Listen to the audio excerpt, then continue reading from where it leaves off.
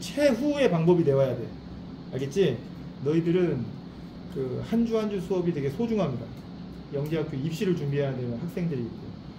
그래서 웬만하면 수업을 들어. 알겠지? 막 무슨 필치 못할 사정이 있지 않는 이상은. 오케이? 예? 그냥 안 듣고 뭐 방송을 대체하면 되지 뭐. 영상 보면 되지. 그렇게 생각하지 마시라고요. 생각보다 쉽게 잘 안 되니까 그렇게. 예? 그러니까 다시 말해서 선생님들 괴롭히지 말라고. 예? 나올 수 있으면 그냥 나와서 수업 받으시라고. 오케이? 뭐야? 긍정의 표현이요. 아, 긍정의 표현이야? 아무튼 알아들었으리라 생각됩니다.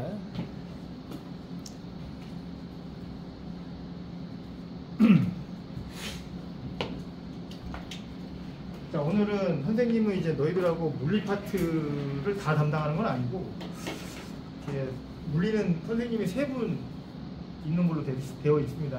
너희들 오늘 화요일 날이면 첫 시간이지, 그지? 네. 아마 물리 9월은 첫 시간일 텐데, 선생님 말고도 선생님 2분이 더 계십니다. 김도윤 선생님이랑 서성준 선생님이라고 있는데, 예. 도윤쌤은 역학을 담당해서 너희들을 알려줄 거고, 선생님은 전자기학을 너희들을 이제 알려줄 거야. 알겠지? 전자기학 담당해서. 그리고 이제 서성준 선생님이라고 해서 그 선생님께서는 파동 파트를 너희들을 이제 가르쳐 주실 겁니다. 무슨 말인지 알죠? 그죠? 물리는 파트별로 이렇게 나눠서 수업을 진행을 할 거니까 그렇게 알아두시고, 선생님이 들어온다 그러면은 전자기학을 하는구나 이렇게 생각하시면 될 것 같습니다. 오케이? 도윤쌤이 들어온다 그러면 역학 하는구나 생각하시면 될 것 같아요. 자, 그러면 우리가 할 때는 그 마찰 전기 파트 한번 꺼내보시고요. 펴보십시오. 몇 페이지냐? 151쪽. 151페이지.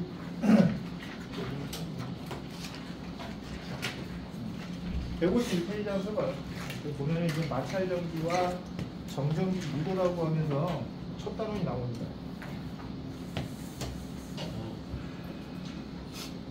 근데 이제 정전기 파트는 우리 중학교 때 배웠니 안 배웠니? 너희들 2학년이니까 아마 학교에서 다 배웠을 건데. 배우고 있어요. 예, 배우고 있니? 지금 하고 있어? 어떻게 전기를 늦게 시작하네. 대부분 1학기 때 시험 범위에 해당됐었을 건데 이 친구처럼 이렇게 늦게 시작하는 학교도 있긴 하군요. 어쨌든 배웠거나 배우고 있는 중인 겁니다. 그죠? 학교에서. 그래 안 그래? 예. 그래서 뭐 특별히 가르쳐줄 만한 게 별로 없습니다. 왜냐면 정전기는 정전기 파트 하나로 딱 끝나거든. 그러니까 고등과정 파트는 아니야. 이 정전기 파트가 원래는 중학교 때 처음 나오고요. 그 다음에 다시는 안 나옵니다. 그러니까 중학교 때 배웠던 내용이 다야. 그래서 학교에서 만약 정전기를 배웠다고 한다면은 특별하게 뭐 고등과정이라고 해가지고 뭐 더 추가가 되고 그런 건 없습니다. 특별하게 그냥 뭐 사고 유형의 문제들이 좀 있는데 그거는 좀 이따 문제풀이 하면서 보면 될 것 같긴 한데, 그래도 지금 이 시간에 그래서 그냥 간단하게 확인만 좀 하고 갑시다. 알겠죠? 너희들 뭐 이해가 안 되는 게 있으면은 선생님한테 이제 질문 형식으로 좀 물어봐 주시고, 알겠죠? 핵심만 좀 정리해가지고 또 마찰 전기 파트의 이론은 마무리하겠습니다. 알겠죠?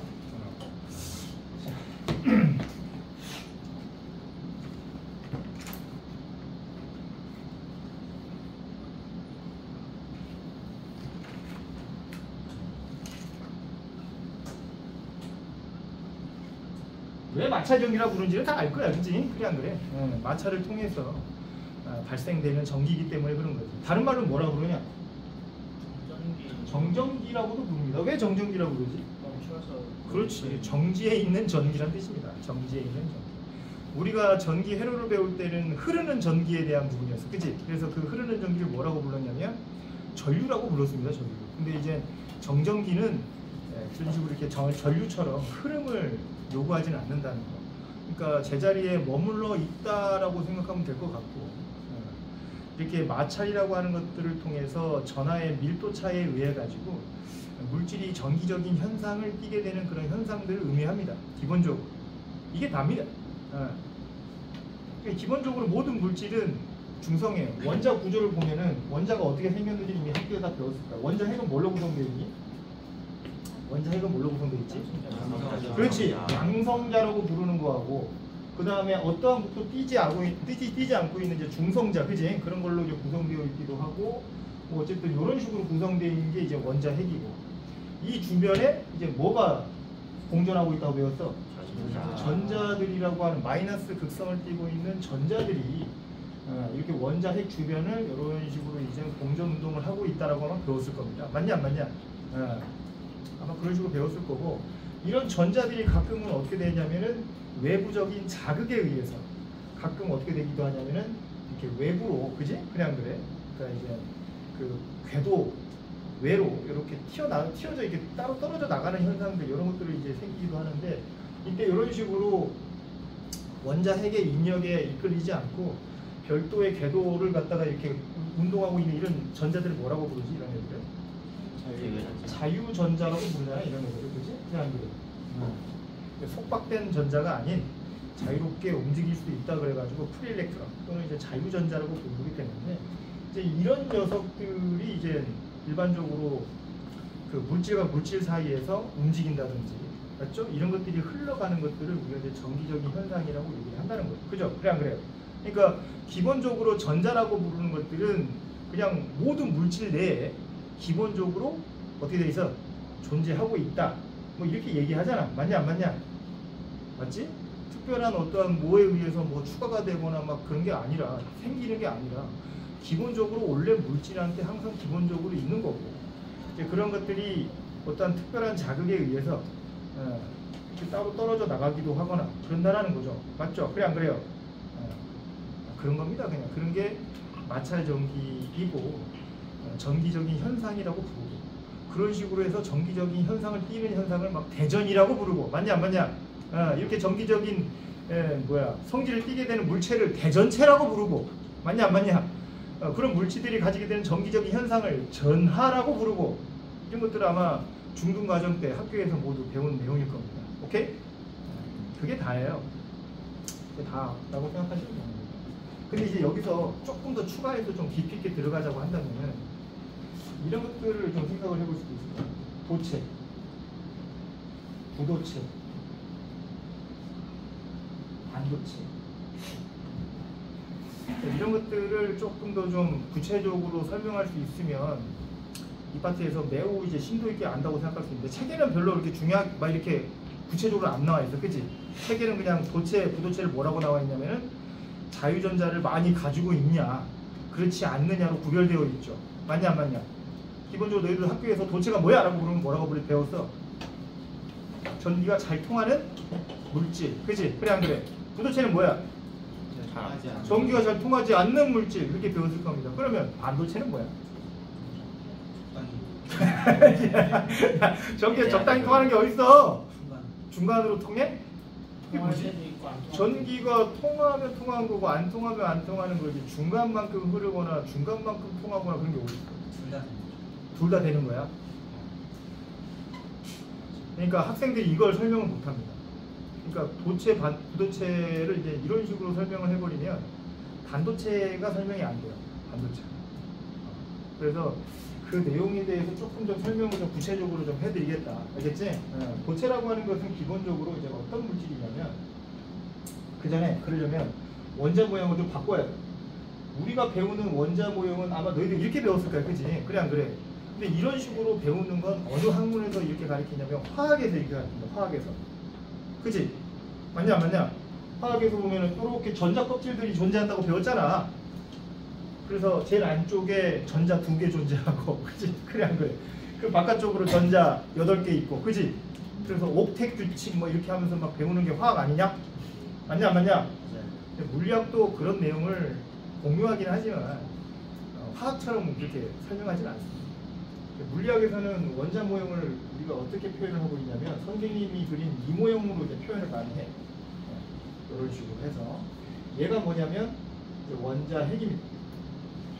이 모양이 뭐 얘랑 막 큰 차이가 있는 건 아니고, 얘는 어디서 본 모습이냐면은 위에서 본 모습이에요. 위에서 원자를 위에서 봤을 때 전자가 이렇게 궤도 운동을 하고 있다는 내용으로 이게 보여주고 있는데, 이제 보어가 이 이론을 이야기했죠, 그죠? 보어도 화학자 아닙니다.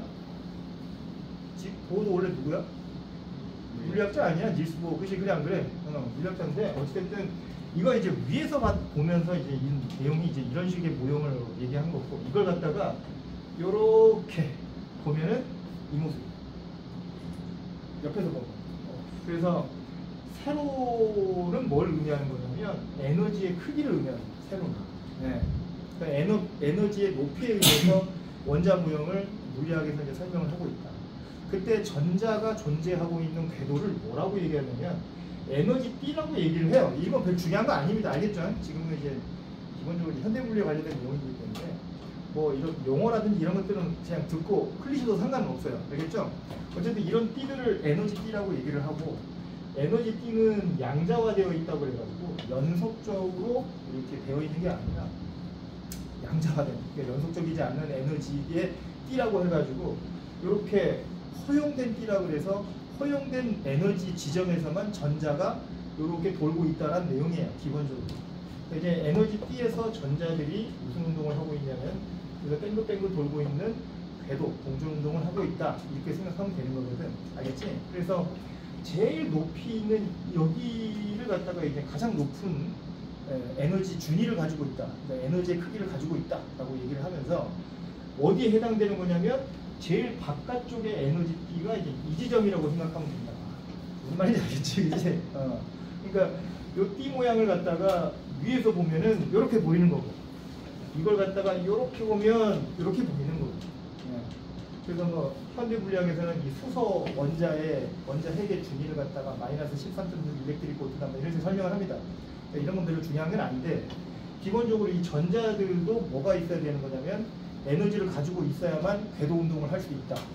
근데 에너지의 크기에 따라서 그 궤도 운동을 하고 있는 지점이 다르다. 제일 바깥쪽, 그러니까 이제 너희들이 배운 이 원자 모형에서는 이 안쪽에 있는 전자보다는 바깥쪽에 있는 전자들이 에너지가 더 크다라는 것을 설명을 하고 있습니다. 그러면 안쪽에 있는 이 전자가 좀 더 바깥쪽에 있는 전자, 이 에너지 준위로 이렇게 이동이 가능할까 안 가능할까?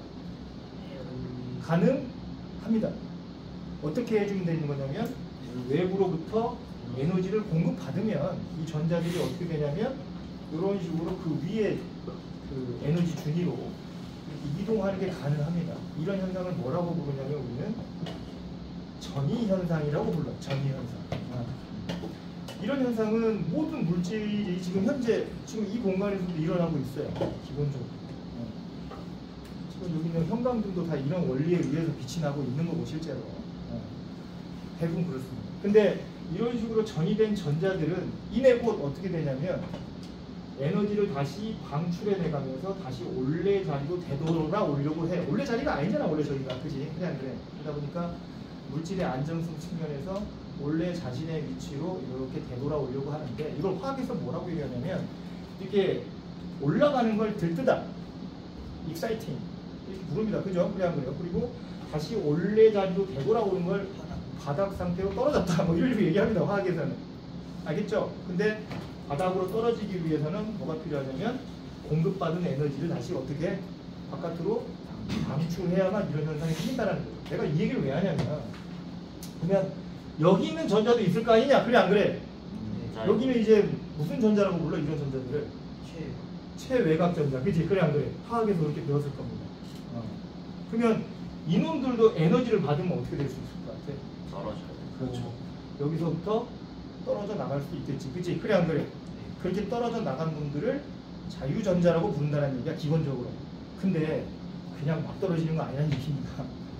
물질마다 기본적으로 얘가 떨어져 나갈 수 있는 에너지 준위가 있어요. 그걸 뭐라고 부르냐면 우리는 전도띠라고 불러요. 전도띠. 그래서 기본적으로 도체라고 불리는 물체들은 최외곽 전자가 존재하는 이 궤도준위에 가장 가까운 위치에 뭐가 존재하냐면 전도띠가 존재해요. 기본적으로. 그래서 외부로부터 아주 적은 양의 에너지만 받아도 금세 전도띠 쪽으로 얘네 이 전자가 이렇게 이동해 갈 수 있는 현상이 있습니다. 이런 물질들을 뭐라고 부르냐면 도체라고 불러요. 도체. 무슨 말인지 알지, 그지? 그래서 금속 결합을 배웠냐 안 배웠냐? 뭐 안 배웠는지 모르겠지만 기본적으로 금속들 같은 경우는요 이렇게 자기들끼리 결합하는 과정에서 기본적으로 이런 물질들이 도체다 보니까 전자들을 2개, 3개씩 그냥 던져버리고 있어요. 그러면서 지들끼리 이렇게 결합되어 있거든. 그러니까 금속이라고 하는 물질 내부에는 뭐가 많아? 상온에서는 기본적으로 자유전자가 굉장히 많이 포함되어 있다. 구리 원자를 비교를 해보면 구리 원자 같은 경우는 금속 결합에 의해서 자신이 가지고 있던 자유전자 2개씩 다 떨어뜨려 놨습니다. 그러니까 원자의 숫자보다 그지? 2배 이상의 많은 자유전자를 가지고 있는 게 구리 덩어리라고 보시면 될 것 같아요. 이해되냐 이거? 그래서 모든 금속들은요 대부분 이런 특성들을 좀 가지고 있습니다. 이런 애들을 도체라 그래요. 그럼 눈치 빠른 사람은 알 거야. 부도체는 어떤 애들일까? 전도띠가 그렇지. 이 전도띠의 높이가 최외곽의 전자에 해당되는 여기와 이렇게 가까이 붙어 있는 게 아니라 굉장히 높은 곳에 존재하고 있어요. 굉장히 높은 곳에. 그러니까 이 에너지 띠 사이에 있는 이 에너지 띠 틈 사이의 거리가 굉장히 먼 거죠. 그러니까 이 띠 틈 사이의 거리에 해당되는 에너지를 외부로부터 공급받지 못하면은 이거 못 올라가는 건데 여기까지. 올라가기 쉽지 않겠지, 그지? 그래 안 그래? 웬만한 에너지를 받아가지고는 못 올라가요. 그리고 그럼 선생님 에너지를 계속 주면 되잖아요. 계속 주다 보면은 이 에너지만큼 받으면 얘 올라가는 거 아닙니까? 안 돼. 그게. 선생님이 아까부터 이제 양자화되어 있다 뭐 이런 어려운 말들 좀 쓰긴 했는데 이 에너지띠는 한 방에 그만큼의 에너지를 공급 못 받으면 못 올라갑니다. 계속해서 받았다고 해가지고 그 에너지가 점점점 쌓여서 해당되는 에너지만큼 차면은 올라가고 그런 게 아니라 한 방에 에너지를 그만큼 받지 않으면 얘가 못 올라가요, 실제로. 그래서 부도체는 뭐가 없겠어? 이런 원리면 자유전자가 거의 존재하지 않습니다. 그러니까 전압을 걸어도 어때요? 흐를 자유전자가 없으니까 전류가 흐르지 않는 거예요. 전자가 없어서 안 흐르는 게 아니라 프리 일렉트론, 자유전자가 없어서 못 흐른다고요. 무슨 말인지 알겠지, 그지? 에? 그러니까 이제 나무 같은 거에 번개가 빵 맞아보면 어떻게 돼요? 너무 저항이 커, 나무는 기본적으로. 에? 그러니까 저항이 크고 전하들이 한 곳에 모여가지고 있다 보니까 지들끼리 충돌해가지고 열이 많아가지고 그냥 불타버려. 번개가 만약 금속에 뚝 떨어졌으면 지나갈 거야.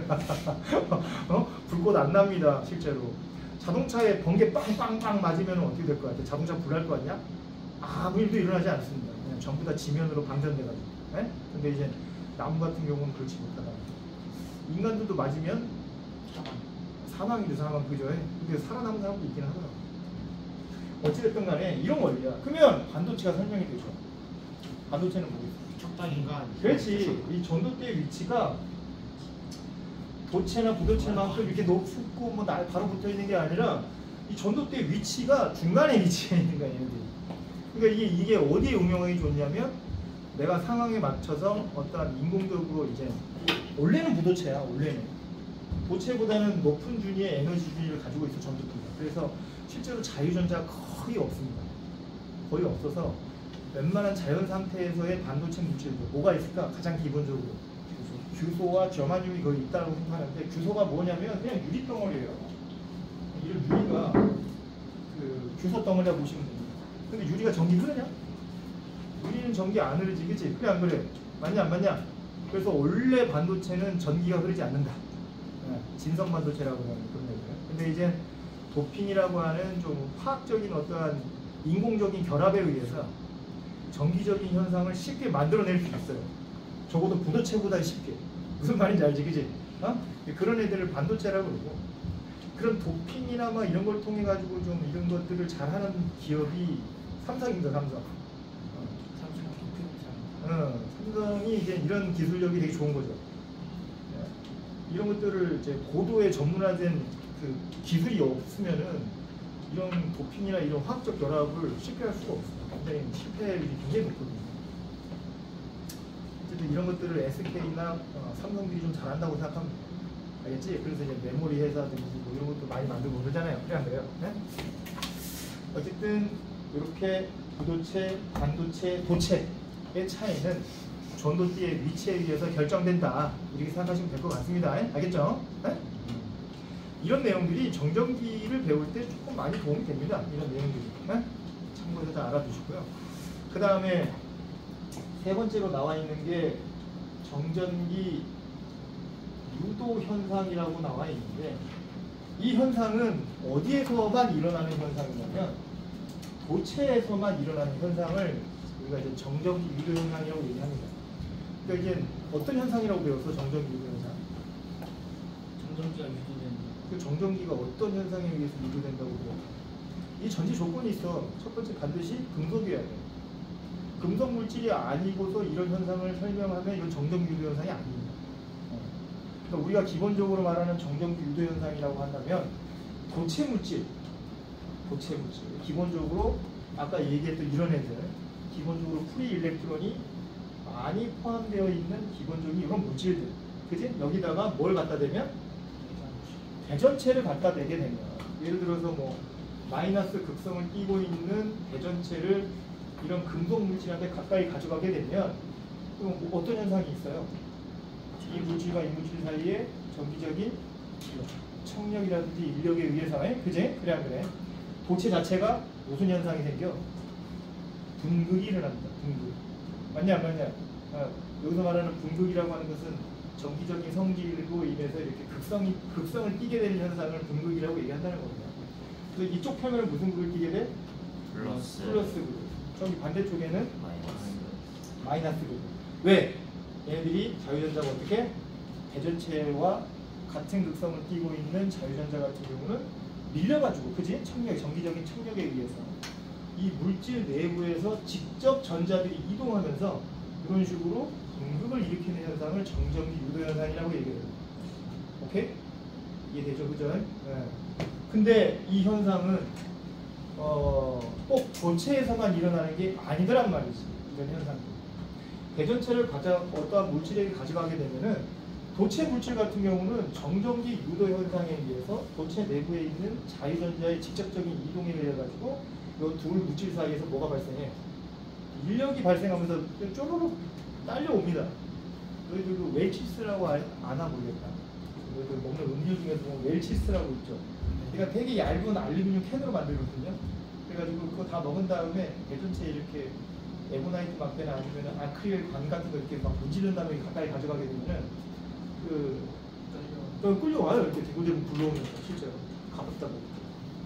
근데 종이에다가도 해도 종이가 딸려오거든. 무슨 말인지 알지, 그지? 종이는 뭐야, 근데? 도체야? 아니지, 그지? 그래 안 그래? 이런 현상이 종이 같은 데다가 이렇게 대전체를 가져가게 되고 똑같이 이 사이에서 인력이 발생을 하거든. 그럼 이 원리는 뭘까? 얘는 기본적으로 부도체라서 내부에 뭐가 없어? 자유전자가 거의 없어. 그런데 그럼 이동할 수 있는 자유전자가 없는데 어떻게 해서 끌려가는 이런 인력이 발생하는 걸까? 궤도가 쏠려가지고 원자 그렇지.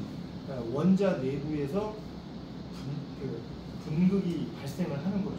원자 내부에서. 그래서 기본적으로 원자 같은 경우는 이렇게 원자 핵을 중심으로 해서 전자가 이렇게 돌고 있는데, 그지? 이 전자가 어느 쪽으로? 한쪽으로 이렇게 쏠리는 거예요. 한쪽으로 쏠려. 원자 내부에서 전자가 쏠려버립니다. 실제로. 그래가지고 여기에 존재하고 있던 원자들이 각각 원자애들이 분극이 발생을 해가지고 이 표면이 이렇게 플러스 극을 띠게 되는 이런 현상이 생기는데, 얘와의 차이점은 뭐냐면 도체 물질 같은 경우는 가까이 있는 것은 무슨 극으로? 대전체와 반대 극성을. 반대로 먼 부분은 대전체와 같은 극성을 띠게 되는데 얘는 안 그래요. 얘는 여기만 전기적인 성질을 띄어버린단 말이에요. 여기서는 안 띄어요. 이런 현상을 뭐라고 부르냐면 우리는 유전 분극이라고 얘기합니다. 유전 분극. 이건 학교에서 배웠나 혹시? 안 배웠니? 이거를? 원래 중학교 때 가르쳐 주는데 이거. 요즘 교과가 바뀌었는가 보다. 맞았네. 근데 알고 있어야 돼. 영재반은 알고 있으셔야 돼요. 이 둘의 차이점을 반드시 알고 있으셔야 돼요. 알겠죠? 요거는 정전기 유도 현상. 이거는 유전 분극. 근데 이게 아마 내가 예전에 봤던 책으로는 이걸 뭐라고 나와 있냐면 부도체의 정전기 유도 현상 이렇게 부르기도 하더라고. 부도체에서의 정전기 유도 현상. 유전 분극이 너무 어려운 말이잖아. 그치? 그래 안 그래? 학문이기도 하고. 이게 아직 유전율이라고 하고 유전체라는 걸 아직 안 배웠기 때문에 유전 분극이란 말을 직접적으로 쓰기 좀 힘드니까 이렇게 바뀌었던 것 같아요. 확인해 보세요. 교과서에서 이런 식으로 해서 배우는지 안 배우는지. 알겠지? 이렇게 유전 분극이 안 나오더라도 이런 식으로 해서 책에 나왔을 수도 있어. 구도체에서의 정전 유도 현상이야. 오케이? 근데 원리가 완전히 달라. 똑같은 정전기 유도 현상이라고 부르긴 하더라도 원리가 완전히 다르다고. 오케이? 전자의 직접적인 이동이냐 아니면 원자 내에서의 분극에 의해서 발생되느냐 이거의 차이가 있다. 그 정도 알고 있으면 될 것 같아. 책에도 나와 있죠. 유전 분극. 너희들 책에는 다음 페이지 넘겨봐봐. 유전 분극 나와 있냐 안 나와 있냐? 나와 있죠. 참고하시면 될 것 같습니다. 자, 그 다음에 마지막으로 5번째 쿨롱 법칙. 중학교 때 이거 안 배워. 쿨롱 법칙. 뭐 고등과정, 원과정 하면 처음 배우는 내용인데 이게 여기서 지금 우리가 이렇게 정전기를 배우다 보면 전기적인 성질에 의해 가지고 인력과 청력이 발생되는 걸 너희들이 배웠거든. 그치? 그래 안 그래? 맞냐 안 맞냐? 그러니까 물질과 물질 사이에서 이런 인력이라든지 청력이 발생한다고 배웠는데 그때 그 힘의 크기는 얼마냐 이거야. 예전에는 달라붙는다, 서로 밀어낸다, 힘을 받는다면 오른쪽으로 받는다, 왼쪽으로 받는다, 뭐 이런 식으로 우리가 이제 방향 관계에 대해서 판별하기만 하면 됐는데 중학교 과정 때는 맞냐 안 맞냐? 근데 이제 고등 과정 때는 그래서 그 힘의 크기는 얼마인데를 물어보는 게 쿨롱 법칙으로 그걸 설명을 하고 있습니다. 특별하게 막 어렵게 배울 건 없는 것 같고 그냥 그때 그 힘의 크기를 어떻게 정의하고 있냐면 F는 K R제곱에 Q1, Q2 단위는 뉴턴 이렇게 해가지고 이 힘의 크기를 구한다고 나와 있어요. 사실은 이걸 증명하려면 엄청 복잡하니까 증명을 집어치우고 그냥 이것만 보면 됩니다. 그냥 기본적으로 이런 관계로서 설명을 하고 있다. 이제 뭐가 뭔지를 알아야 될 거 아니냐? 그지? 그래 안 그래? K는 뭐라고 하는 거냐면 이거 쿨롱 상수라고 부르는 거다. 상수입니다. 상수. 대략 9 곱하기 10에 9승 정도 끼고 있는 게 상수값이라고 되어 있는데 계산할 필요 없습니다. 상수는 뭐 계산했냐 너희들? 상수 계산하냐? 중학교 때? 파이 3.14라고 곱하냐? 안 곱하지 그지? 그래 안 그래? 그냥 너희들 파이 계산 안 하듯이 물리학에도 이렇게 상수들은 굳이 계산할 필요 없어요. 알겠죠? 이런 것도 있구나라고 생각하면 되는 거고. R제곱은 뭐냐면 입자와 입자라고 가정을 했을 때 알겠지? 꼭 입자와 입자만에서만 발생되는 건 아닙니다. 물질과 물질, 물체와 물체 사이에서도 발생을 해요. 알겠죠? 근데 이제 가장 기본적인 입자와 입자, 즉 원자와 원자로서 설명을 하려고 하고 있습니다. 미시 세계적인 관점에서도 이 계산이 가능하다는 얘기죠. 알겠죠? 근데 그때 두 입자 사이의 거리를 뭐라고 놓고 있냐면 R로 놓고 있다는 얘기죠. 근데 입자 사이의 거리가 멀면 멀수록 어때요?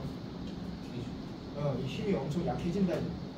그냥 약해지는 게 아니라 제곱배로 약해진다는 얘기예요. 제곱배로. 그렇게 참고 아시면 될 것 같고. 그 다음에 Q1, Q2는 뭘까 이거? 그렇지. 얘가 갖고 있는 전하량은 Q1, 얘가 갖고 있는 전하량은 Q2라고 했을 때 각각의 물질이 갖고 있는 전하량의 곱으로 표현한다 라고 되어 있어요. 근데 여기서 중요한 거 전하량이 뭔데? 물어봐야지. 임찬이 누구냐? 찬아, 전하량이 뭐냐?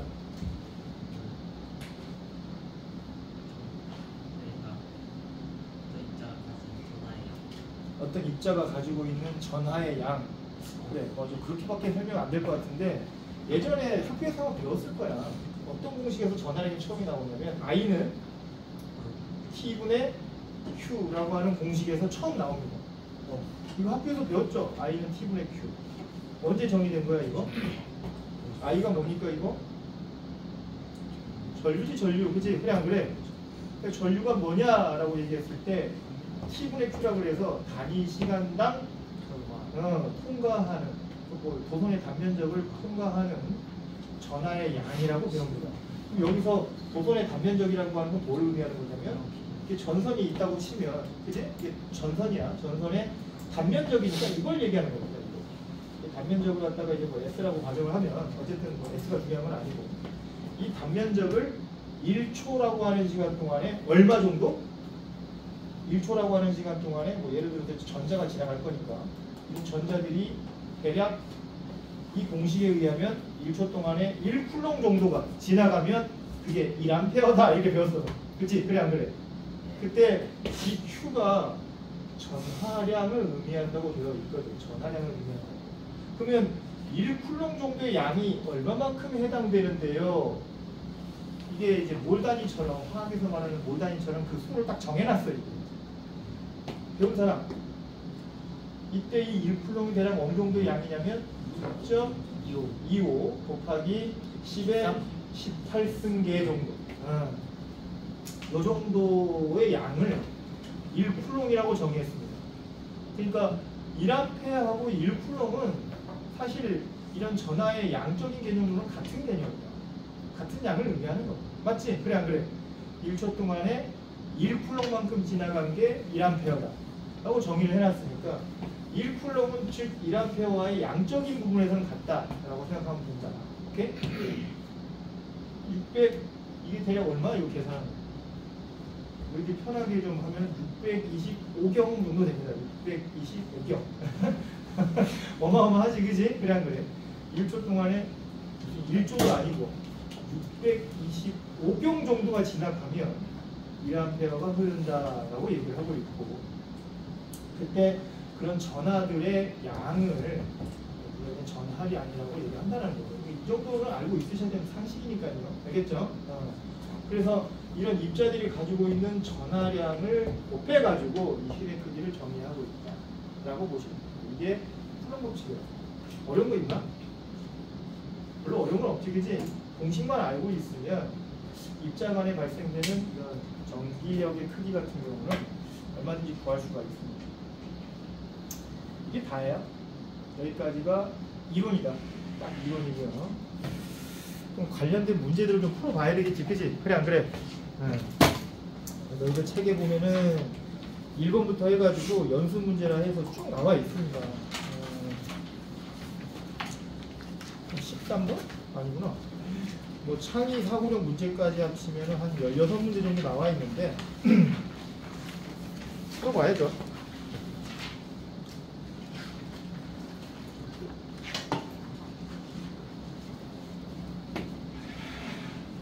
1번 가볼까? 어떻게 할까? 하나씩 다 풀어줄까? 아니면 너희들이 먼저 좀 풀어볼래? 풀어줘? 아이 참. 풀어달라 한 명. 또 좀 풀어보고 싶다 먼저. 야, 근데 정전기는 좀 너무 쉽잖아, 그치? 그래 안 그래? 이게 일단 이론은 이러니까 이걸 베이스로 해서 기본적으로 알고 있는 상식들도 있을 것이고, 선생님도 계속 여기 말했더니 입이 아파 죽겠다. 그 1, 2번 먼저 한번 너희들이 한번 풀어봐라.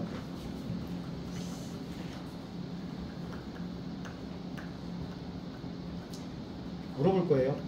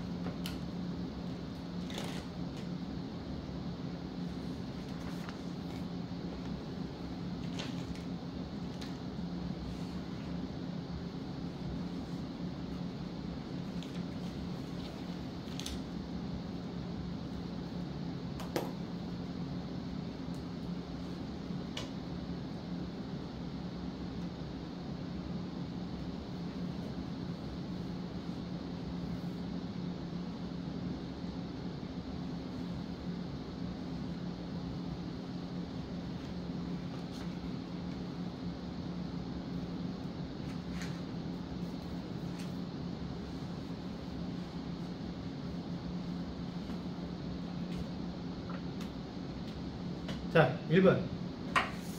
누구한테 물어볼 거냐면은 도균이 누구냐? 도균이. 1번의 답은 몇 번인 것 같아? 그렇지. 정답은 1번과 5번입니다. 어우, 잘 찾네. 이게 그림이 잘 안 나와가지고 무슨 그림일까 그래도 알아먹을까 싶었는데 그래도 잘 찾았네요. 틀린 사람 있나? 틀린 사람 있으면 설명을 하고요. 틀린 사람이 없으면 넘어가겠습니다. 틀린 사람. 답은 1번하고 5번이야. 맞았어? 이 정도 문제는 잘 아는가 봅니다. 자, 그러면 2번의 답은 누가 얘기해 보냐면 유찬이 누구야? 유찬아 누구야? 너야? 아, 유찬이 너? 야, 대답을 해라 이거마. 정답은 몇 번? 4번. 4번 아닌데. 아이고. 성어진. 어진이 누구야? 아, 답 뭐야? 아직 못 풀었냐? 미안하다. 정답은 5번이죠, 5번. 틀린 사람이 있는 것 같아가지고 같이 한번 해보겠습니다. 요거는 어? 왜? 그림같이 두 개의 대전된 돌체구가 있는데 하나는 플러스가 몇 개냐고 되어 있냐면은 이제 플러스 숫자를 세워보니까 9개 정도 되는 것 같아, 그지? 때문에, 네? 알겠지? 이 녀석은 에어컨 어떻게 끄는 거냐? 선생님 오늘 처음 왔어요. 아 이거야?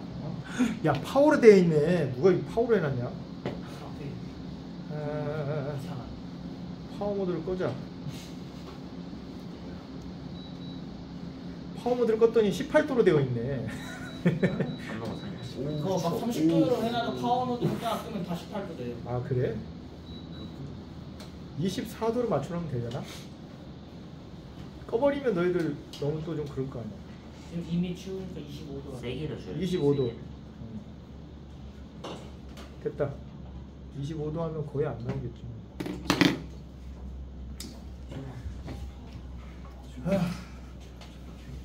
자, 일단 이번 문제 같은 경우는 아니 저 이거 실수예요 진짜. 네, 실수야. 정답은 5번인데 풀이 필요하냐? 아니요. 네. 일반적으로 서로 이렇게 전하량이 다른 물질 두 개가 있다고 하면 그때 이 두 물체를 접촉을 시키잖아? 그럼 무슨 일이 일어날까? 예를 들어서 얘가 지금 플러스가 9개야. 그러면은 플러스 9Q라고 할 수 있을 것 같고 얘는 마이너스가 4개니까 마이너스 4Q라고 할 수 있을 것 같아. 대충. 알겠지? 맞냐? Q가 이제 전하량을 의미하는 거거든요. 근데 이제 그림에 나와 있는 것처럼 그냥 불명이 돌면은 플러스하고 마이너스 숫자를 다르게 해놓은 거니까 이런 식으로 표현이 가능할 것 같은데 요 두 개가 서로 전하량이 다른 놈을 갖다가 서로 접촉을 시키면 무슨 일이 일어날까 이 말이에요. 논리를 알고 있어야 되잖아. 그냥 이렇게 푸는 거다라가 아니라 무슨 일이 일어나냐. 붙어요. 떨어져요. 그게 아니라 접촉을 하는 순간 무슨 일이 일어나냐 이 말이에요. 정전기에서는 이 접촉과 접촉하지 않은 것들에 대한 구별이 명확해야 되거든요. 전자가 움직여요. 그렇지. 전자가 직접 이동할 수 있는 현상인 거야. 접촉을 한다는 건. 근데 언제까지 이동할 거야? 그게 중요한 거거든. 적당히. 적당히? 아니야. 언제까지 이동할 거야? 그렇지. 전하의 밀도가 같아질 때까지 이동하는 거야. 저 친구가 얘기하는 게 정확해. 전하의 밀도가 같아진다는 얘기는 뭘 의미하는 거냐면 두 물체가 가지고 있는 전하량이 똑같아질 때까지 이동한다는 얘기예요. 무슨 말인지 알죠? 그죠? 그럼 그 계산을 어떻게 하는 거냐면 이 두 개 합하면 얼마 돼? 플러스 5Q가 됩니다. 플러스 5Q가 되고 이 플러스 5Q가 각각 나눠져서 배전된다고 생각하면 될 것 같아요. 얼마씩? 2.5Q씩. 무슨 말인지 알지? 그치? 그런 일이 일어나. 그러니까 양쪽으로도 같고 정기적인 현상도 서로 이제 더 이상 전하의 밀도 차가 나지 않을 때까지 이동한다라고 생각하시면 됩니다. 이게 비슷한 게 있잖아. 열 에너지도 그렇지 않아? 뜨거운 거하고 차가운 걸 섞어버리면 어떻게 돼? 미지근해요. 미지근해지는 게 뭘 의미하는 거냐면 두 물질의 열 에너지의 차이, 온도 차가 없어질 때까지 어떻게 돼요? 열이 계속 이동하잖아. 그래 안 그래? 전기적인 현상도 마찬가지입니다. 전하의 밀도가 이렇게 차이가 나면 전하의 밀도 차가 같아질 때까지 이동을 하니까 이 원리를 잘 알고 있으시라고요. 알겠죠? 그것만 알고 있으면 문제 어렵지 않은 거죠. 그래서 두 물체가 각각 뭐가 되냐면 플러스 극과 플러스 극으로 각각 대전돼 버려. 맞지? 그래서 처음에는 붙었다가 갑자기 서로 밀어내 버립니다. 서로. 정답은 5번이 가장 적절하겠죠. 자, 3번.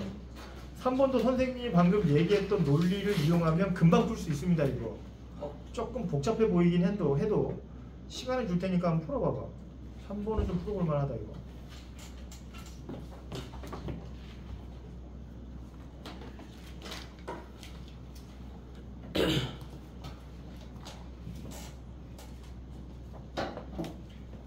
얘들아, 근데 Q1하고 G1하고 G2가는 어떻게 나눠진 거야? 지원이 지원이 더 잘 잘해. G2가 못한 애들. 아 그래? 진도가 달라? 진도는 같아요. 똑같아요.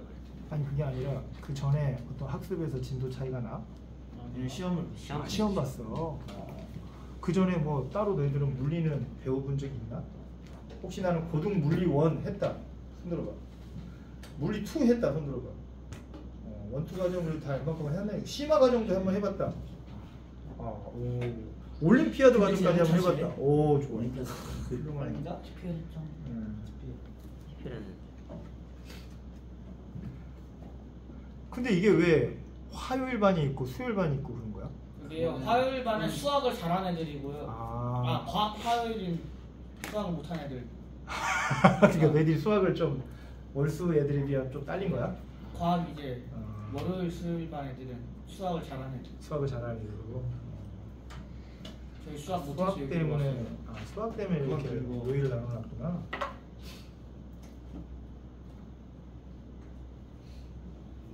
시스템이 저기 평촌 지역이랑 되게 비슷하네요. 아니 평촌이 엄청 많이 보내잖아. 저 억울해. 난 시험 기준을 잘못 알았어.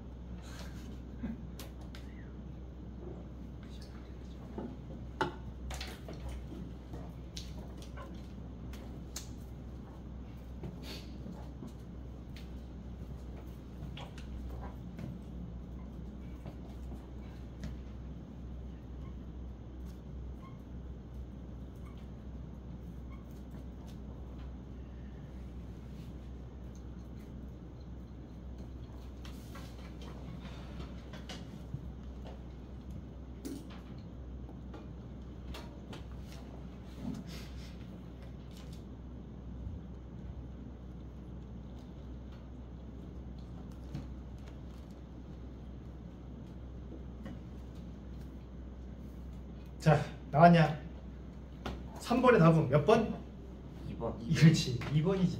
맞아요. 3번의 답은 2번입니다. 설명 필요하냐 이거? 그 참고로 너희들 물리 지금 영재반에서는 처음 진도 나가는 거잖아, 그지? 예비지도 있었나요? 혹시? 풀이지? 이거 전에 과학 따로 했었나? 안 했나? 수학만 있었어. 수학만 했었니? 그러면 과학반은 이번 9월 달부터 이렇게 나가는 게 처음일 것 같은데, 그러니까 더더욱 그런데 그 참고로 과학 과목을 공부하는 데 있어서 물화생지 4과목을 공부하잖아, 그지? 그래 안 그래? 어느 학문이 제일 중요할 것 같냐? 물리. 왜 물리야? 어려워서 그냥? 다 쓰여서. 다 쓰여서? 근본 과목이라? 뭐 여러 가지 설들이 많긴 하지만은 기준이 커서. 솔직히 말하면요, 강진아. 물화생지 4과목에서 골고루 나옵니다, 문제는 실제로. 물론 물리하고 화학에 조금 더 치중해서 나올 때가 더 많긴 해, 문제 수가. 그런 따지고 보면. 그런다고 해서 뭐 한 문제 더 나온다고 해가지고 진짜 중요 과목이냐? 그건 아닐 거야. 근데 왜 물리를 중요하다고 하냐면 물리가 수학이랑 비슷해서 그래.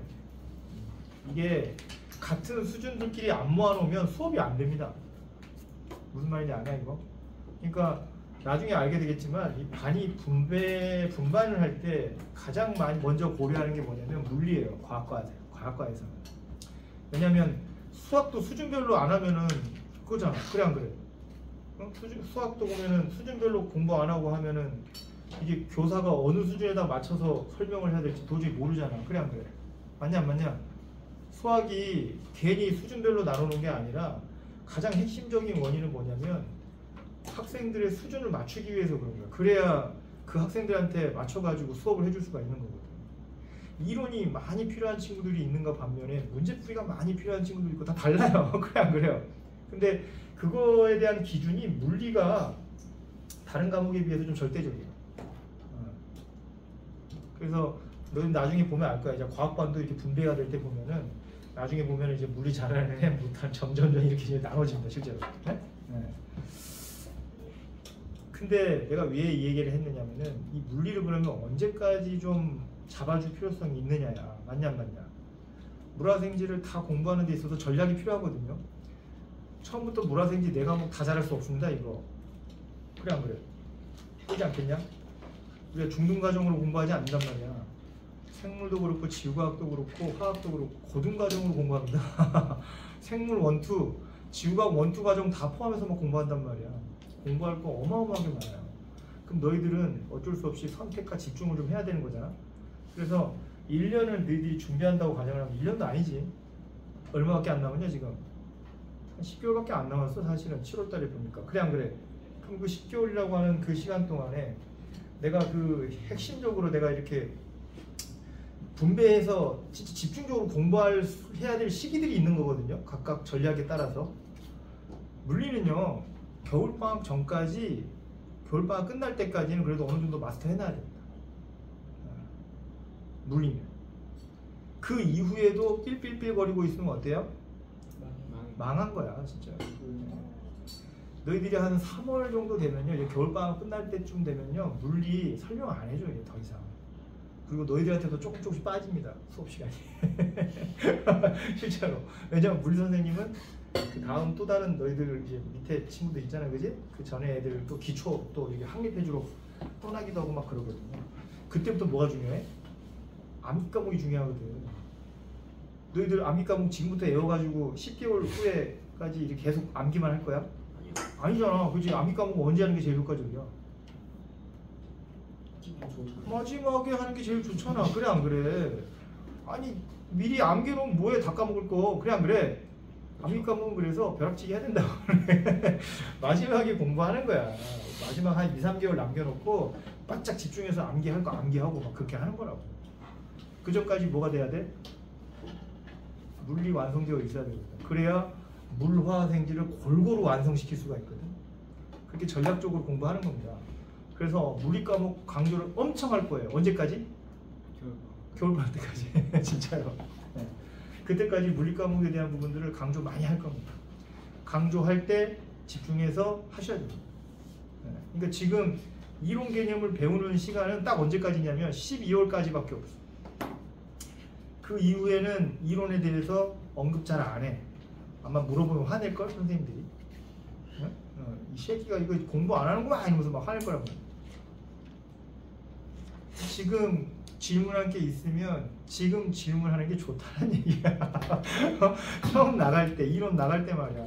나 이거 이런 거 원래 이론 잘 안 해줘요. 왜? 이거 다 아는 거잖아. 학교에서 다 배운 걸 갖다가 뭐 하려고 이론을 또 해주겠냐. 그래 안 그래? 그냥 넘어가 버린단 말이야. 근데 왜 해준 거냐면 그 첫 시간이지. 첫 시간이니까.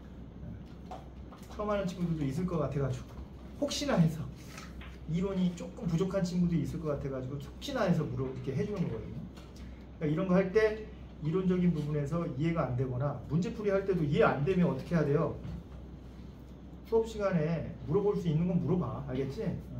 그렇다고 해서 사사건건 막 코치코치 막 다 물어보라는 얘기는 아니고 적어도 틀린 문제가 있다면은 그 문제에 대해서 선생님 해설 좀 해주십시오 라고 얘기하라고. 알겠지? 네. 아니야 그래도 나는 너무 쪽팔려. 독서실에서라도 물어보세요. 알겠죠? 독서실에 질문 선생님 받지 않나? 질문? 그죠? 아마 이제 9월부터는 선생님들이 아마 이렇게 그 독서실에서 있으면서 너희들 질문도 받고 그럴 거거든요. 그때 질문을 하셔도 되고요. 알겠죠? 네. 그래서 3번 같은 경우는 이 푸는 방법을 모르는 사람들은 어떻게 하면 되냐면 방금 선생님 얘기했던 것처럼 두 물질을 접촉시키면 어떻게 된다고요? 반씩 나눠 가죠. 전화 반씩 나눠 간다고 생각하지 말고 같아질 때까지 이동한다고. 알겠지? 그러니까 이 두 개를 갖다가 이렇게 접촉을 시켜보면 어떻게 되는 거야? 각각? 얘가 얼마가 돼? 얘는? 2분의 1Q. 그치? Q가 각각 똑같이 나눠져 버리잖아. 얘도 얼마가 돼? 2분의 1Q가 된다. 이런 식으로 해가지고 문제를 푸시면 되거든요. 그러면 이번에는 두 번째 이 B하고 D를 갖다가 접촉을 시켜버리면 어떻게 될까? 4분의 3Q. 그렇지. 4분의 3Q씩. 각각 얘 같은 경우는 4분의 3추가 되고 얘도 얼마가 돼? 똑같이 4분의 3추씩 이렇게 나눠가지고 이제 그런 현상이 생길 거다. 이런 식으로 풀면 되는 겁니다. 알겠습니까? 그렇게 풀면은 2번이 나옵니다. 그 다음에 4번. 4번도 풀어봐라. 이것도 어려운 거 아니야.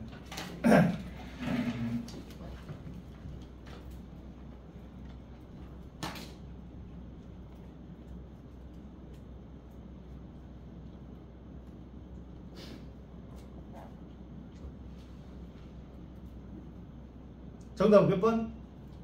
4번의 답은 몇 번? 누구한테 물어볼까? 2번. 우주한테 물어볼게. 우주야, 누구야, 우주야? 저 3번 필기하지 않았어요. 어? 3번 필기하고 있어. 아, 3번 필기하고 있었어? 아, 그럼 우주 말고 시원이가 누구냐, 시원이. 시원아 몇 번이야, 답은? 4번의 답은? 그렇지. 2번이지, 2번. 자, 이것도 역시 뭐라고? 맞았다고? 아니, 대답을 해, 임마. 왜 무슨 이렇게 대답을 안 하고 항상 그렇게 얼굴 표정이랑 시츄에이션으로 다 하려 그래. 죽을래? 귀여운 척 하지 마십시오. 징그럽습니다. 뭐라고? 귀여운 척 하는 게 아니라고? 에휴. 자, 4번의 답은 2번이고요. 손가락으로 대면 이제 손가락 쪽으로 어떻게 돼요? 전기가 빠져나가요. 전기가 그러니까 이런 걸 뭐라 그러냐면은 방전이라고 합니다. 방전. 손가락은 된다는 건 뭘 의미하는 거냐면 손가락은 기본적으로 사람이 되는 거잖아. 그냥 그래. 사람이 어디하고 마찰되어 있어? 지면하고 이게 접촉되어 있단 말이야. 무슨 말인지 알지, 그지? 그 지면하고 접촉되면 무슨 현상이 일어나냐면은 그라운드라고 하는 거예요. 이게 지면은 그라운드가 뭐냐면 접지라고 얘기를 해가지고 전이가 그러니까 이제 물질에서는 이제 각각 전하들이 존재하고 있는 에너지가 존재하는데 그 전기적인 에너지가 가장 낮은 지점입니다. 가장 낮은 지점이에요. 거의 무한대로 낮은 지점이에요. 0에 가까워. 그런 지점이 이제 그라운드라고 생각하면 되는 거고 사람이 이렇게 손가락으로 이렇게 된다는 얘기는 이 사람의 손이 어디에 해당되는 거냐면 지변과 접촉되어 있으니까 이제 그라운드 쪽이랑 이렇게 접촉된다고 생각하시면 되는 거예요. 그러면은 왜? 그럴 일은 없겠지만 만약에 공중부양을 하면서 하면 어떻게 돼요? 개소리 하지 마라. 무슨 공중부양이야 또. 뭐 예를 들어서 이제 감옥에서 이제 허경영 씨가 신발 신고 있으면 안 되는 거야. 우주 비행사가 날아다니는. 신발도 이 고무로 된 접지야. 접지라고 보죠. 신발을 저렴새로 해가지고 이상한 상상하지 말라. 말도 안 되는 소리냐. 아니 사고력이 쑥쑥 모르세요. 아 시끄러워. 그래서 얘 같은 경우는 전자 같은 경우는 전자를 가지고 있단 말이에요. 그죠? 그냥가요. 그래서 이런 것들은 기본적으로 전하의 밀도가 있다고 생각하시면 됩니다. 근데 이제 그런 것들이 전하의 밀도가 0에 가까운 것과 접촉을 하게 되면 아무래도 그 밀도 차이에 의해서 전하가 이동하게 되는 현상이 생겨요. 알겠죠? 그런 식으로 이해를 하시면 될 겁니다. 그래서 이동할 수 있는 전하는 마이너스 극을 띠고 있는 전자들밖에 없으니까 전자들이 손가락으로 이동을 하면서 플러스 극을 띠게 되는 이런 현상이 생기게 된다라고 해석하시면 돼요. 자, 넘어가시고요. 그 다음에 5번. 5번은 같이 한번 해보자. 그라운드에 대한 이해도를 높일 수 있는 문제이기도 한데 좀 1번 같은 경우는 이거 벌어질 것 같냐 아니면 오므라져 있을 것 같냐. 5번에 1번은 한번 읽어봐봐야 되나. 검정기가 어떻게 벌어지는지는 너희들 아마 알 거야, 그지? 이렇게 금속 박이 있고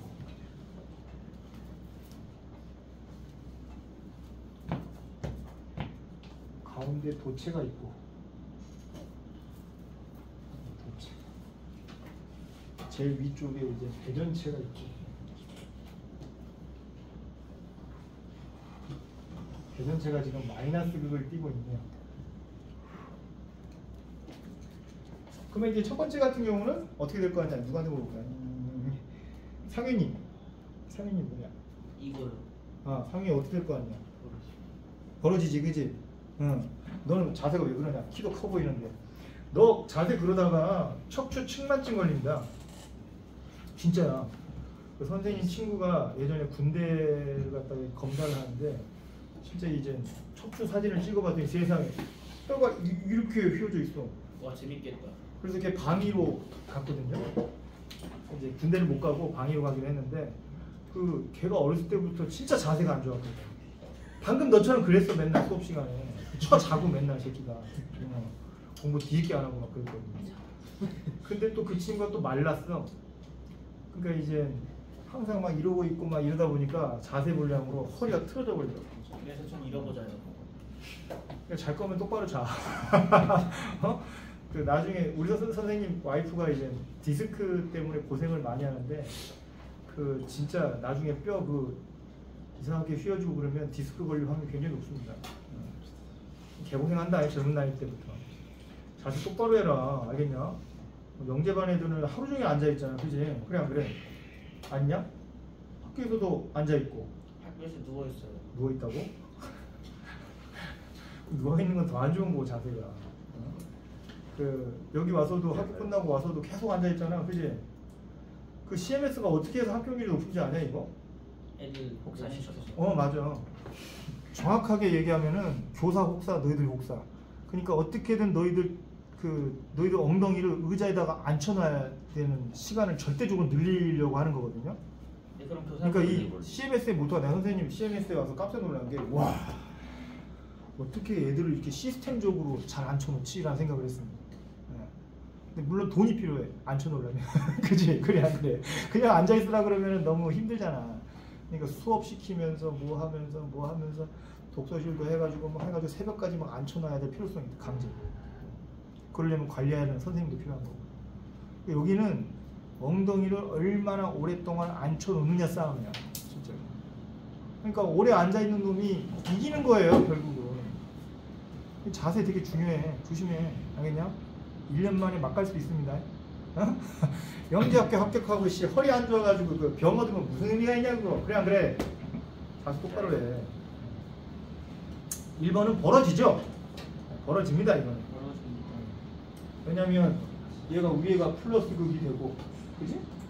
아래가 마이너스 극을 띄게 되면서 검정기도 여기 다 금속으로 구성되어 있으니까 위쪽으로 뭐가 전화들이 밀려가지고 마이너스 되고 이렇게 하면서 이게 벌어지겠죠. 그냥 이런 거 표시해서 써놓으시면 될 것 같습니다. 근데 2번에다가 지금 어디다가 지금 얘를 갖다가 이렇게 접지를 시켰냐면 검정기에다가 이제 전선을 하나 붙여가지고 그지? 그래 안 그래?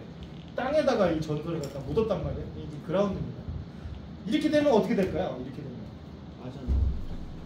빠져나가 버려. 근데 이렇게 지면에다 붙이면 그럼 너희들이 얘가 그러면 아까랑은 다르게요. 얘는 이렇게 극성을 띄더라도 그지? 그냥 그래? 띄더라도 여기서 일부 전하가 이쪽으로 이렇게 빠져나가니까 그럼 이게 빠져나가면 얘 극성 띄는 거 아니야? 그럼 벌어져야 되는 거 아니냐고. 저기 아래는 같이 빠진다. 얘도 같이 빠져나가? 어디로 빠져나가? 땅인데. 그러니까 여기서 어떻게 생각해야 되냐면 땅의 전하는 거의 0에 가깝습니다. 그리고 그 양은요 지구 전체야. 어? 엄청나네. 엄청나게 큰 거랑 지금 접촉되어 있다고 생각하시면 되는 거거든요. 그러니까 얘네들이 언제까지 이동한다고? 전하의 밀도가 같아질 때까지 중성돼 버려. 그냥 중성돼 버린다고. 무슨 말인지 알아 이거? 이해되냐? 네. 엄격하게 따지면 여기 있는 게 일로 가겠지. 왜냐면 여기에 전위가 0이니까. 여기 있던 전하가 일로 이동할 겁니다. 근데 그 정도의 차원이 아니에요. 여기가 지금이에요. 지금. 그래서 둘이 이동을 한다면 언제까지 이동할 거냐면 두 물질의 전하가 같아질 때까지 이동하게 될 건데 지구가 극성을 띠고 있냐? 아니지? 중성돼 버린다. 이해돼? 중성돼 버리면 이게 벌어져 안 벌어져? 오므라들어요. 그렇지. 안 벌어지지. 너무나도. 이유가 중요해 얘들아. 이유가. 알겠지? 그러면 3번은 얘를 갖다가 어디다가 해놨어? 여기다 붙여놨지? 응. 이번에는 얘가 뭐가 돼버려? 얘가 중성이 돼버린다고. 얘가 가운데가. 그래서 밑에한테는 어떠한 영향을 안 준다고. 그지? 그러면서 밑에 것도 에메랄드 있는 상태로 유지했거든요. 오케이? 이게 답니다. 근데 그럼 이제 금속판에 있는 전자가 땅으로 나가니까 그런 의미가 아니야. 내가 말했잖아. 아까부터 전하의 이동을 언제까지 이동한다고?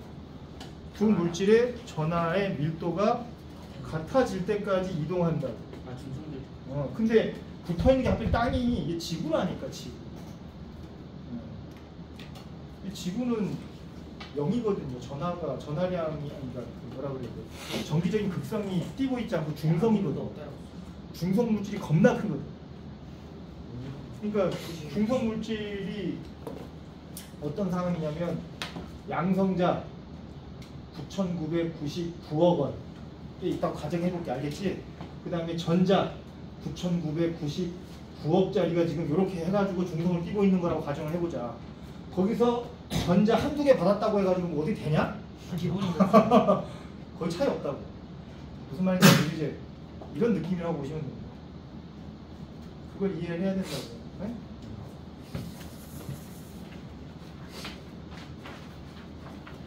몇 시까지냐 근데 수업?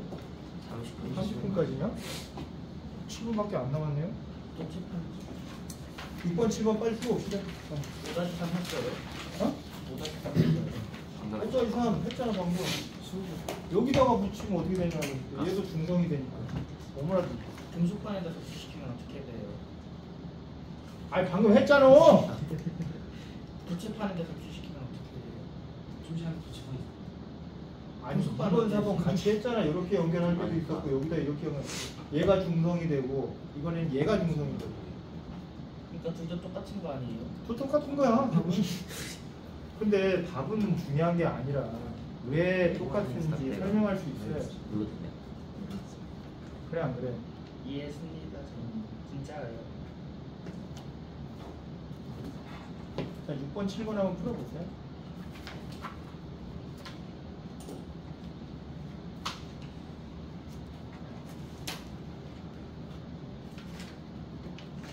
오늘 내가 너희한테 요 방정만 잘 이해를 시켜줘도 오늘 학습 목표는 달성한 거야. 이 방전이라고 하는 거, 전하의 밀도 차이에 의해서 전하가 이동되는 거, 자, 요거에 대한 느낌만 잘 살리면 이번 파트는 완성이거든. 사실. 그 외에는 그냥 응용 문제니까 뭐 틀렸다 하더라도 한번 해설지 읽어보고 그러면 뭐 바로 이해가 되고 막 그럴 겁니다. 아 너희들 해설지 달려있냐? 이 문제 지금? 책 뒤에 보면 뭐 해설지 있냐 혹시? 없어요. 없냐? 없어요. 해설지는 선생님이 어떻게 할 거냐면 한 주 끝나면은 다음 주에 뭐 남아있는 문제가 있으면 어떻게 해줄 것 같아? 풀어줘요. 숙제해라고 할 거야, 그치? 숙제 한번 풀어봐봐 라고 하면은 풀어갖고 와봐. 그리고 숙제 해온 걸 뭐 간단하게 질문 좀 받고요, 다음 주에. 알겠지? 그런다고 다 풀어줄 수는 없습니다. 응? 왜냐면 다음 주에 또 나가야 될 차시가 있으니까. 대신 답안지는 배부해 드릴게요. 알겠죠? 그리고 뭐 잘 모르겠는 것도 독서실에서 물어봐도 되고 해? 그런 식으로 해서 진행할 거니까 참고해 주시죠. 자, 6번의 답은 몇 번이냐? 6번의 답은 몇 번? 누구한테 이거 물어봐야 됐구나 이런데 이거. 말이 안 돼. 됐다가 된 거예요. 어? 됐다가 다시 된 거예요. 검정기 모습인데 대전된 에보나이트 막대를 검정기 근처에 가져갔더니 금속박이 오므라들었다가 다시 또 벌어졌대잖아. 왜 이러냐 이 말이지. 마이너스 붙었어. 정답은 잠깐만요. 2번입니다. 2번. 2번입니다. 얘가 오므라들었다는 얘기는 뭘 의미하는 거냐면 그러다가 다시 벌어졌다 그랬잖아. 애초에 어떠한 정기적인 극성을 띠고 있었다는 얘기예요. 그죠? 그래 안 그래요? 어떤 극성을 띠고 있는지 모르겠지만 검전기가 벌어져 있었다. 이렇게 벌어져 있었다라고 생각하면 되는데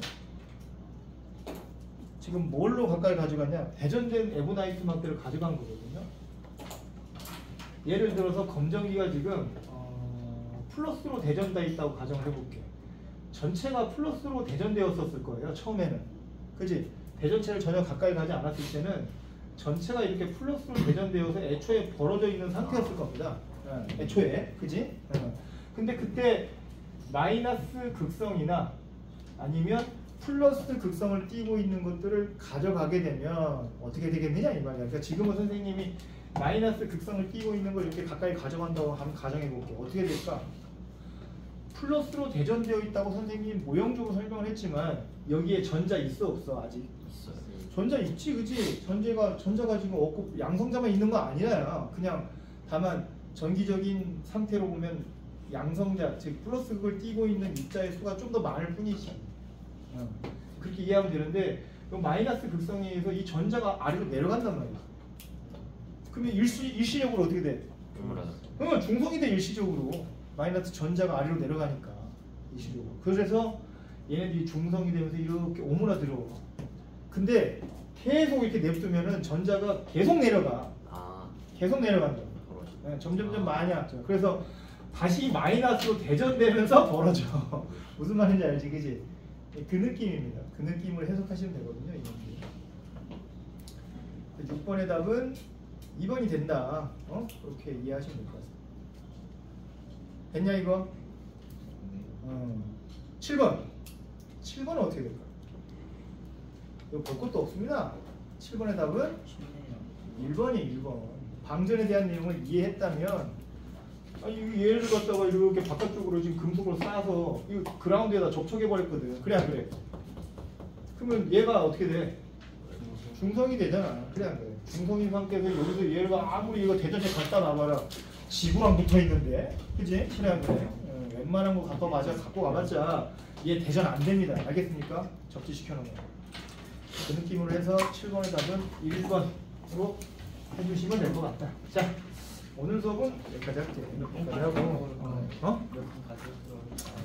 오늘 숙제인데 이제 전전기라서 별로 어려운 문제가 없어요. 그래서 뒤에 보면은 16번까지 나와 있긴 한데 창의사고력 문제는 한번 해볼 수 있으면 해보세요. 근데 이 창의사고력 문제는 왜 붙여놓은 거냐면 이 교재가 전체 학년을 대상으로 한 거거든. 그래서 제일 윗반 같은 경우는 막 올림피아드 반 한 애들이라든지 이렇게 막 엄청 물리 수준이 높은 애들만 모여있는 반 같은 경우는 이게 금방 끝난대요. 이게 애들한테 야 풀어봐 그러면은 한 뭐 20-30분 만에 문제 다 풀어버린대요. 근데 이제 마지막 문제 요거 있잖아, 그지? 이걸 이용해서 생각해보는 시간도 갖고 하면서 이제 그런다고 하더라고요. 그래서 너희들의 수준이 어느 정도일지는 모르겠지만 어쨌든 기본적인 숙제는 일단 15번까지 푸는 게 기본인데 16번도 풀 수 있으면 풀어보죠. 근데 별로 그렇게 좋은 문제는 아닙니다. 봤더니 이렇게 막 썩 괜찮은 문제는 아니거든요. 할 수 있으면 해보시고 안 되면 말고 안 해도 상관없고 어쨌든 15번까지 오케이? 할 수 있겠죠? 한번 해보시죠. 여기까지 하겠습니다. 고생하셨습니다.